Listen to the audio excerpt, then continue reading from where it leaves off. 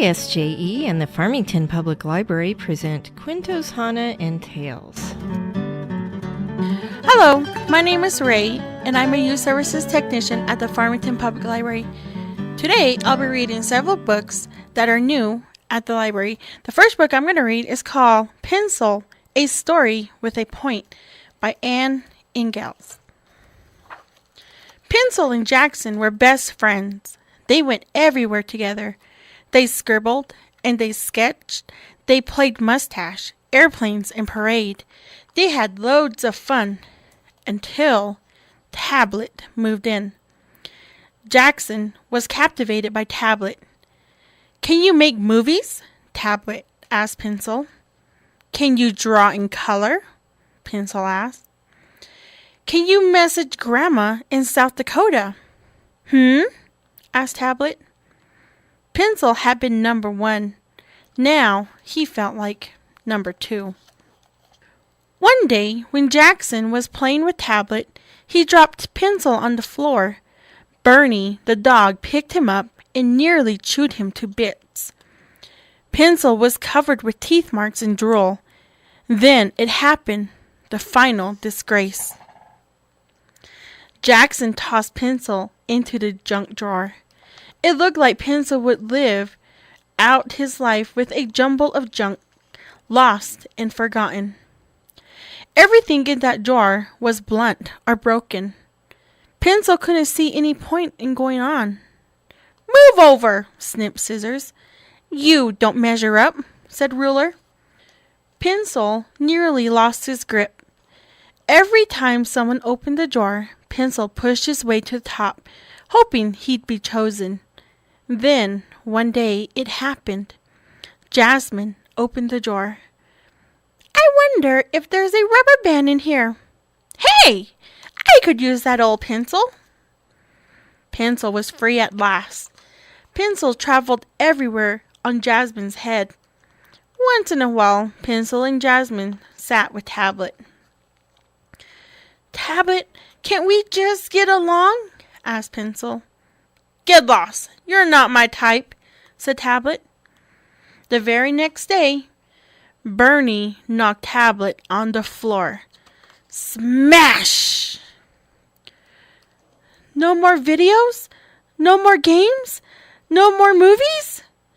A tear rolled down Jackson's cheek. Pencil was stumped. "What can I do?" he thought. He went back to the junk drawer for help.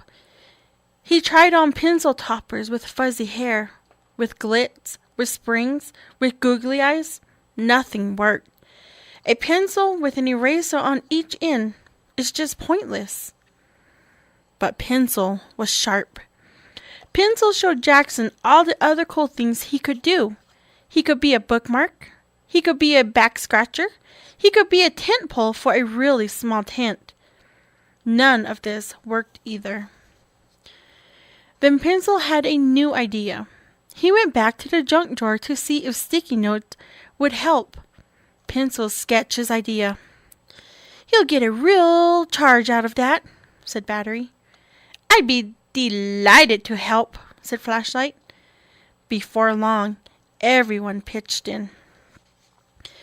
Pencil and his friend began to create a fancy flip book. "Happy to hold things together," said Paperclip and Tape. Jackson picked up Pencil and began to draw. "You're a cut above the rest," said Scissors. "Our friendship is permanent," said Marker. What would I do with all of you?" asked Pencil. "We stick together," said Glue. "I'll be drawing our friendship," said Pencil. And after all, that really is the point. And that book was called Pencil, A Story with a Point by Ingalls. The next book I'm going to read is called A Couch for Llama by Leah Gilbert. The Lago family's couch was very well loved. It was the perfect spot for snuggling and reading, card playing, fort building, and hiding and seeking. They had many good times together. Maybe a few too many good times. One day, they realized it was time for a new couch. So they piled into the family car, and off they went to find one. They found one that was not too big or too small, but just right. The family found the perfect couch. But on the way home, something went whoosh. Llama found the couch. Sniff, sniff. Llama brayed, "Hello!" to the couch, but the couch didn't say anything. Llama tried to share his lunch, but the couch didn't seem to have much of an appetite. So Llama ate the couch instead. It tasted worse than a dry, dusty tumbleweed. The couch was useless. "Take it away," Llama said. But it just wouldn't budge. The family noticed something was missing. "Oh no! Where's the couch?" Meanwhile, Llama decided to just ignore the couch and pretend it wasn't there. This got very, very boring. So, Llama snuck up and pounced and bouncy, bouncy, bounce, whirled and twirled, jumped and bumped, and fell down into the mushy, mushy, fluffy, puffy cushions. It actually finally, completely loved the couch. The family found their couch and also a llama. Specifically, a stubborn, couch-loving kind of llama. They had a great idea. "Don't worry, Llama, we'll be back." What a surprise! A couch for Llama.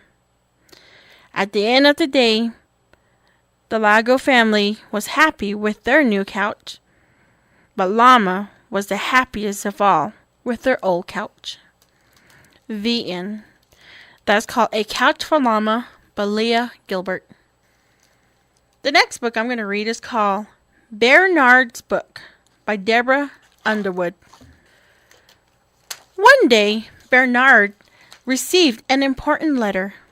"Dear Bearnard, you have been specifically selected to be in a book. Please come to Storygate tomorrow at 10 a.m. Regardly yours, the Queen of Storybook Land." "At last!" he cried. "I always wanted to be in a book." He imagined children reading his book at bedtime, and at school, and upside down on the playground. He raced to tell his friend, Gertie. "Gertie! Gertie!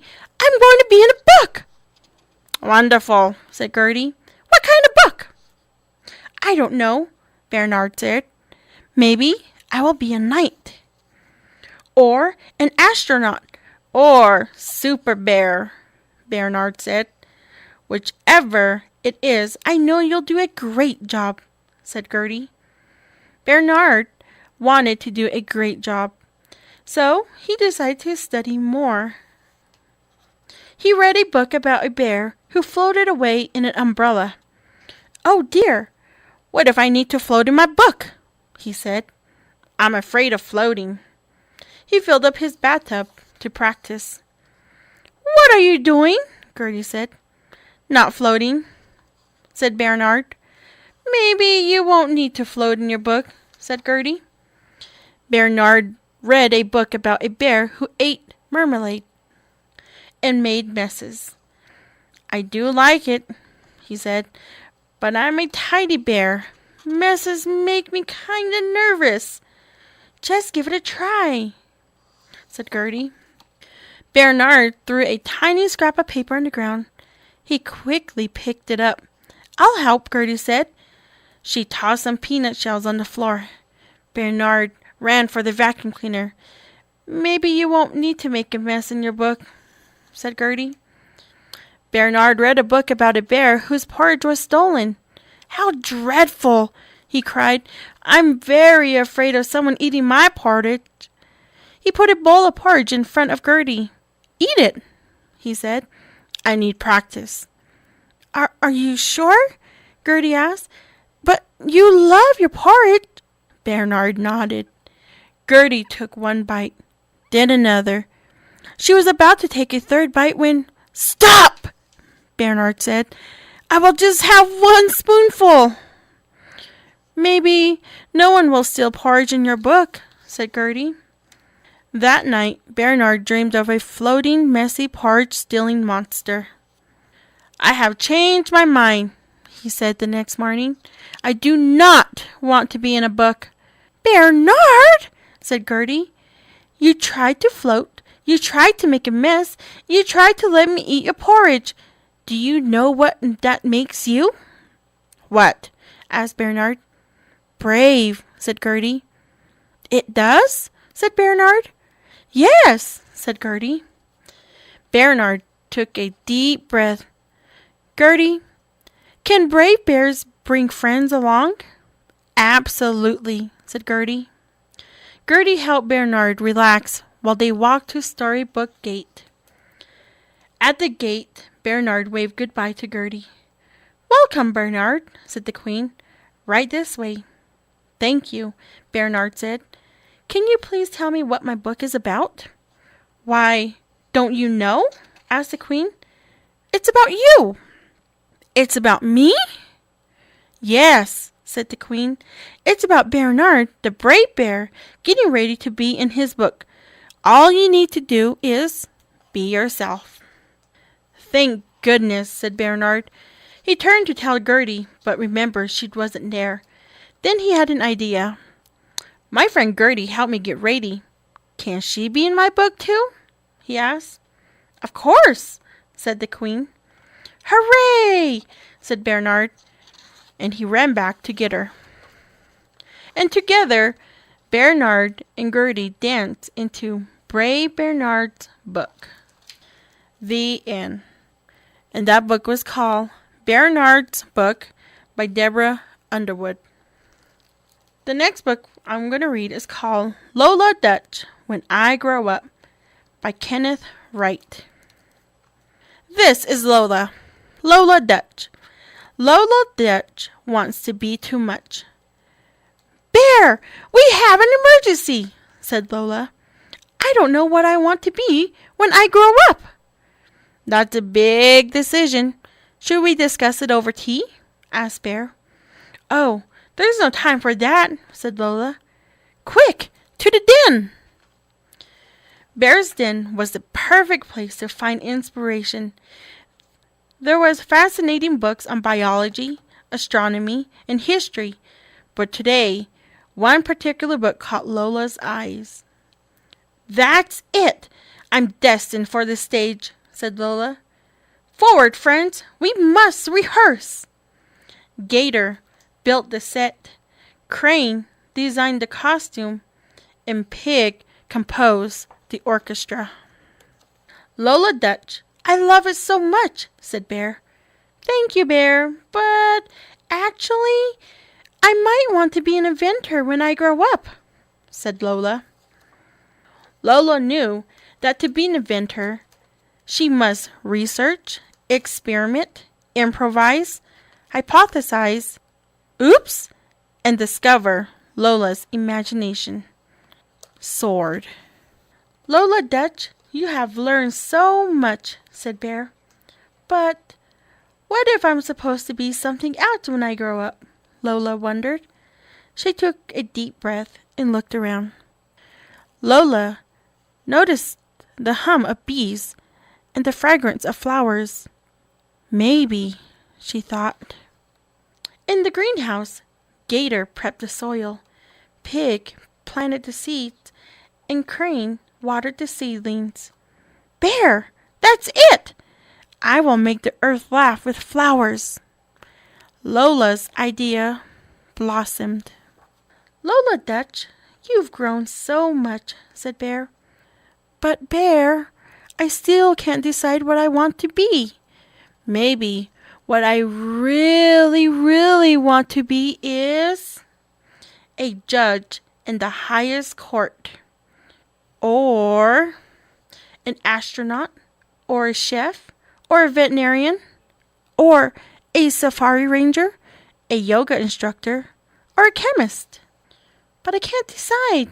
It's all too much, said Lola Dutch. Lola, what do you want to be right now? Asked Bear. I just want to be a kid and learn about everything, said Lola. Well then, said Bear, I think you should be a kid and learn about everything.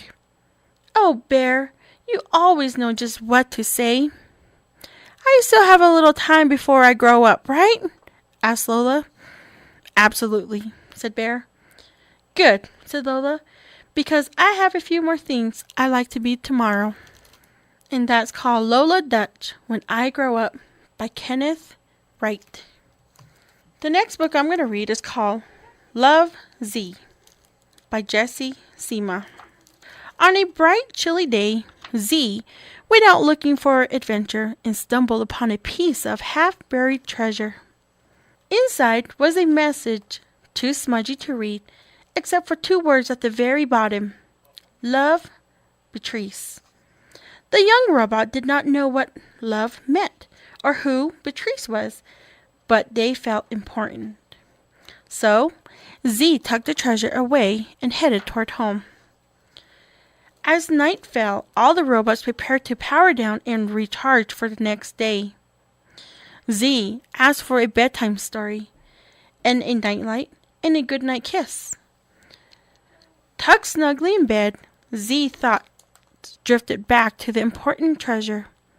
What is love? Asked the young robot.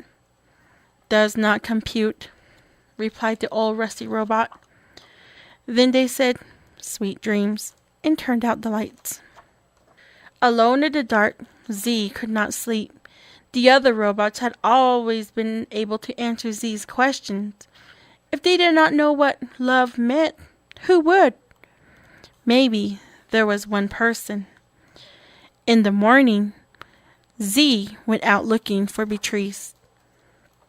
Hello, I'm looking for Beatrice, explained Z. I want to know what love is, and she will have the answer. That sounds important, said Captain. Climb aboard, and we'll go on a quest. So they did. Unsure of how to start a quiz, Z asked around. Excuse me? Are you Beatrice? Are you Beatrice? He asked the turtle. Hello, are you Beatrice? He asked the scarecrow. No, said a voice.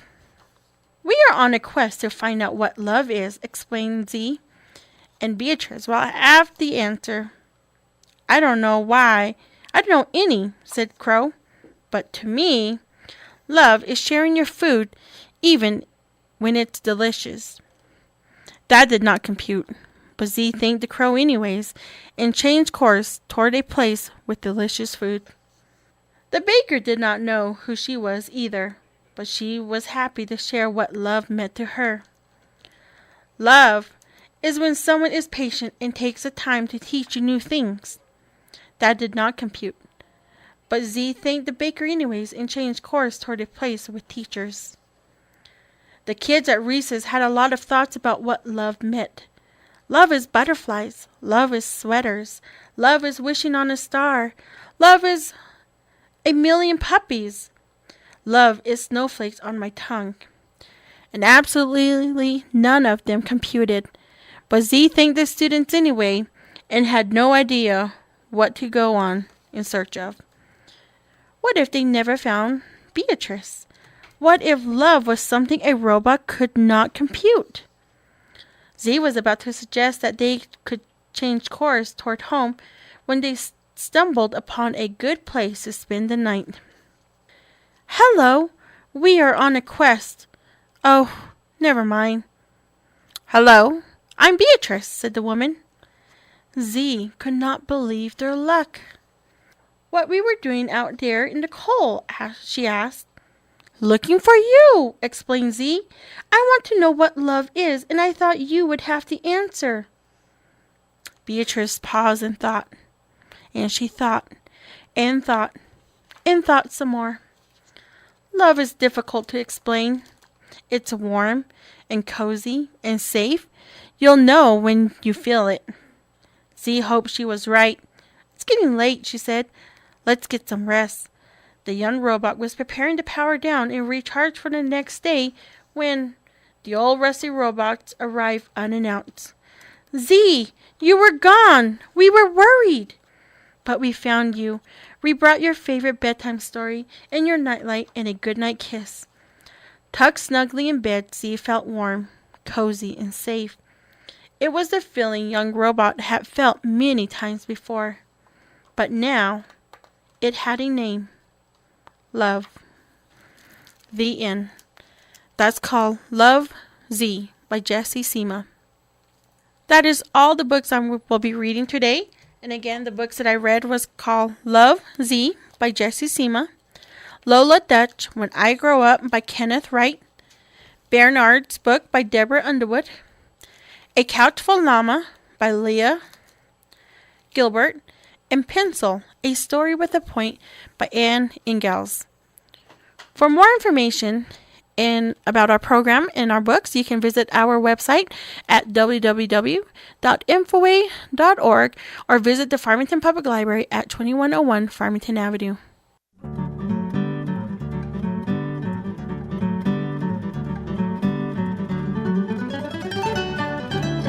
This has been Cuentos Hahne and Tales, presented by the Farmington Public Library and KSJE 90.9 FM.